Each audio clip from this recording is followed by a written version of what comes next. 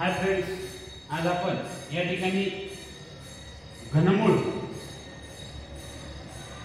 हे कशा पद्धतीने काढतात अतिशय सोप्या पद्धतीने आपण या ठिकाणी घनमूळ काढणार आहोत।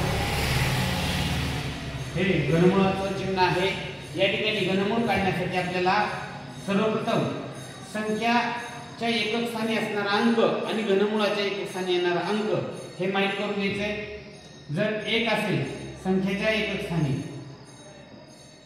आणि हे घनमूळाचे एकक स्थानी एकच असतं, 2 असेल 7 असतं, 3 असेल 8 असतं, 4 असेल तर त्या ठिकाणी 4च राहतं, 5 असेल 5च राहतं, 6 असेल 6च राहतं आणि 7 असेल तर 2 असतं आणि 8 असेल तर 3 असतं आणि 9 असेल तर 9च असतं आणि 0 असेल तर 0च असतं। हे अशा पद्धतीने संख्या आणि घनमूळ यांची एकक स्थाने आहेत। यावरून तुम्हाला मी अतिशय सोप्या पद्धतीने घनमूळ कसं काढलं जातं ते या ठिकाणी दाखवणार आहे।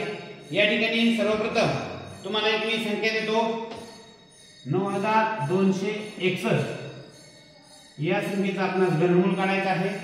तर हे घनमूळ कशा पद्धतीने काढलं जातं इकडे बघा। घनमूळ काढत असताना सर्वप्रथम या संख्येमध्ये पहिल्यांदा एकक स्थानांक कोणता आहे तो पाहायचा। तर या ठिकाणी एकक स्थानी 1 आहे आणि आपल्या याच्यामध्ये घनमूळाला जर 1 असेल तर संख्या 1 येतं, त्यामुळे 1 संख्याला असेल तर घनमूळ 1 येत असतं।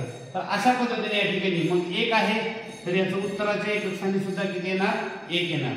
आणि त्यानंतर एकक, दशक आणि शतक हे 3 संख्या सोडून द्यायच्या आणि त्याच्यानंतर येणारी जी संख्या आहे त्या संख्येच्या जवळची घनसंख्या कोणती आहे हे शोधायचं। तर या ठिकाणी आपल्याला 1 ते 10 पर्यंतची घनमूळ शक्यतो पाठ पाहिजे, त्यामध्ये सुद्धा आणखी लवकर निघतं। पण 9च्या जवळ आणि छोटी असणारी घनसंख्या कोणती आहे तर 8 आहे। तर 8 कोणाचा घन आहे तर 8 2चा घन आहे। तर या संख्येचं घनमूळ आहे 21। अशाच पद्धतीने तुम्हाला एक आणखीन एक छोटंसं उदाहरण दाखवतो 4096। आता या संख्येचं घनमूळ काढायचं असेल तर एकक स्थानी किती आहे 6 एकक स्थानी असेल तर संख्येच्या एकक स्थानी सुद्धा 6च येतं आणि 3 अंक सोडून दिले राहिले 4च्या जवळची घनसंख्या कोणती आहे तर 1 आहे।